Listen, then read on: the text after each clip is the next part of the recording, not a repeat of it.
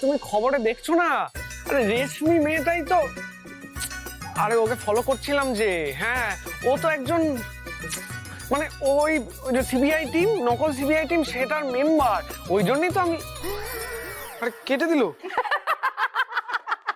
আর তোমরা হাসছো? হ্যাঁ, তোর জন্য আমার সত্যি খারাপ লাগছে। মানে ও বলতেও পারছে না রাইকে যে রেশমি একটা ক্রিমিনাল, অথচ রাই কিছু বুঝতেও পারছে না, আর ঝামেলা হয়ে যাচ্ছে ওদের মধ্যে। আচ্ছা তুই এত কেন ছড়াস বল? আমি ছড়ালাম? জানি তো বললো ওই মেয়েটিকে ফোন করতে। আরে শোন, প্রেমের মধ্যে একটু সন্দেহ হয়, ঠিক আছে, কোনো অসুবিধা নেই তাতে। না না, আমি ঠিক করে নিয়েছি। আমি একটা অ্যাপ বানাবো, সেখানে ওই যার ছবি দেওয়া হবে ইন্টারনেট ঘেটে তার হিস্ট্রি বের করে দেবে সেই অ্যাপ। ব্যাস রাইকে বলবো যে আমার ছবি ওই অ্যাপে দিয়ে দিতে, এই ইন্টারনেট থেকেই বলে দেবে, আমাকে আর সন্দেহ করতে হবে না। ব্যাস ঝামেলা মিটে গেল।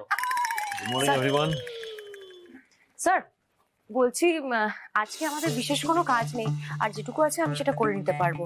তাই ভাবছিলাম যখন সময় পেয়েছি মাকে নিয়ে একটু বেরোবো। আসছি। হ্যাঁ স্যার, আসছি।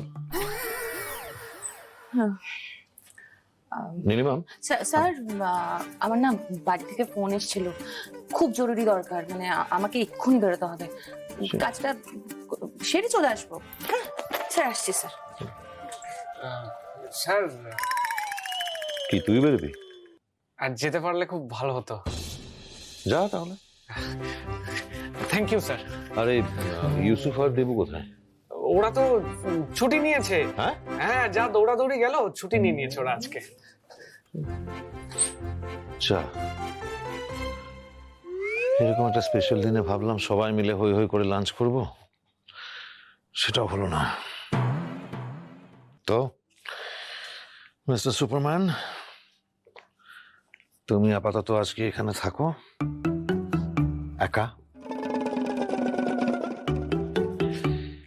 না মানে আমাকে আপনার চেনার কথা নয়, তবে আমি আপনার সাথে দেখা করবো বলে অনেকদিন ধরে অপেক্ষা করছিলাম।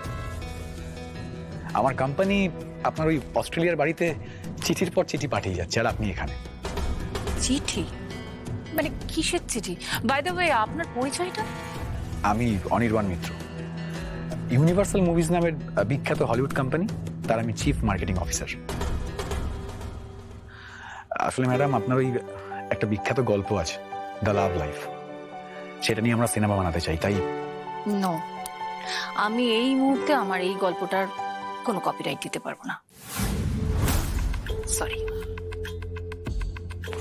দেখুন ম্যাডাম, আমরা চাইলে অন্য কোনো রাইটারের লেখা গল্প দিয়েও সিনেমা বানাতে পারতাম, কিন্তু ম্যাডাম মানে আপনি গল্পে যেভাবে প্রেমটাকে দেখিয়েছেন, প্রেমের যে অ্যাঙ্গেলটা দেখিয়েছেন, অন্য কেউ সেভাবে প্রেমের অ্যাঙ্গেল দেখাতেই পারেনি।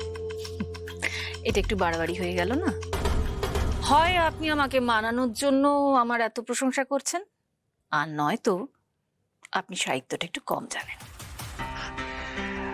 দেখুন ম্যাডাম, আপনার প্রশংসা করার মতো যোগ্যতা আমার নেই, আর সাহিত্যেও আমি ততটা পারদর্শী নই। তবে আপনার মতো সুন্দরী লেখিকার লেখার প্রশংসা না করে থাকা যায় না। আপনি কিন্তু আবার বাড়াবাড়ি করে ফেললেন। সুন্দরী লেখিকা কিন্তু পৃথিবীতে অনেক আছে। আছে হয়তো, তবে তারা কেউই প্রেমটাকে আপনার মতো বোঝেইনি। ম্যাডাম প্লিজ, আপনি আপনার ওই দ্য লাভ লাইফ গল্পের কপিরাইটটা দিন, বিনিময়ে আমাদের কোম্পানি আপনাকে $1 মিলিয়ন দেবে। স্যার, বাঙালির মান সম্মানের প্রশ্ন, মানে কেন, কি হয়েছে? আরে এক আজব কাণ্ড ঘটেছে। ওই আন্তর্জাতিক স্তরে বিখ্যাত লেখিকা কাবেরী বসু মাত্র 2 দিন হলো কলকাতায় এসেছেন। এখান থেকে কাবেরী দেবী শান্তিনিকেতনে যাবেন, আর তার আগে কাল রাজ্যপালের সাথে ওনার ডিনার আছে। বেশ, কিন্তু কেসটা কি স্যার? আরে আজ পার্ক স্ট্রিটে একটা বইয়ের দোকানে ওনার সাথে বিরাট ফ্রড কেস ঘটে গেছে। Fraud case?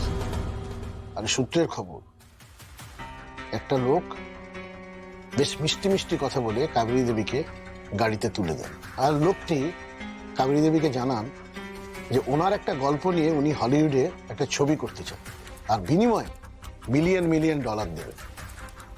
তারপর?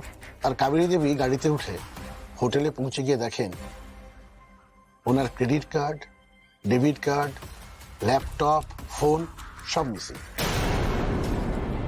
আর সব থেকে ভয়ঙ্কর ব্যাপার হলো ওনার ওই গোল্ডেন কুইল অ্যাওয়ার্ডের যে সোনার মেডেলটা, সেটাও মিসিং। সে কি বিশাল দাম তো স্যার। এক্স্যাক্টলি। যার দাম শুধু সোনা দিয়ে হিসেব করা যাবে না। ভাবতে পারছো কালোবাজারে অ্যাওয়ার্ডটা কত টাকায় অকশন হবে? হ্যাঁ স্যার। আর শুধু তাই না, সেই সময় কাবেরী দেবীর অ্যাসিস্ট্যান্ট ওকে জানান যে ওনার ওই কার্ড ইউজ করে ব্যাংক থেকে লাখখানেক টাকা উইথড্র হয়েছে। শুধু ব্যাংক অ্যাকাউন্ট থেকে টাকা হওয়া হয়নি, ওনার ক্রেডিট কার্ড ব্যবহার করে বেশ কিছু গ্যাম্বলিং সাইটে কয়েক লাখ টাকা ইনভেস্ট করা হয়েছে। আজকাল এরকম গ্যামলিং সাইটের সংখ্যাও বেড়েছে। কাবেরী দেবী কোনো কমপ্লেন করেছে স্যার? আরে তিনি তো প্রচন্ড রেগে গেছেন। রেগে গিয়ে উনি সরাসরি লালবাজারে ফোন করেছেন। আর একবার যদি সবাই এই কেস জানতে পারে ইন্দ্র, সবাই ছিছি করবে। কাবেরী দেবী এত বড় মাপের মানুষ, বাঙালির হয়ে প্রায় জানছে, আর তার উপর আমাদের শহরে তিনি অতিথি। সত্যি বাঙালির মান সম্মানেরই প্রশ্ন স্যার।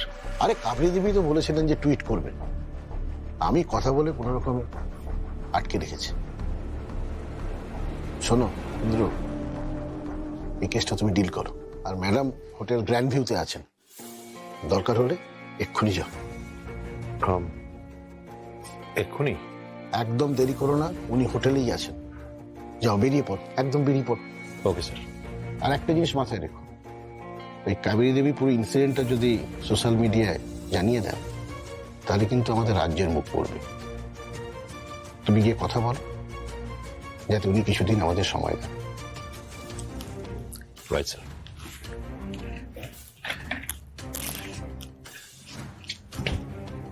এসো, অল দি বেস্ট।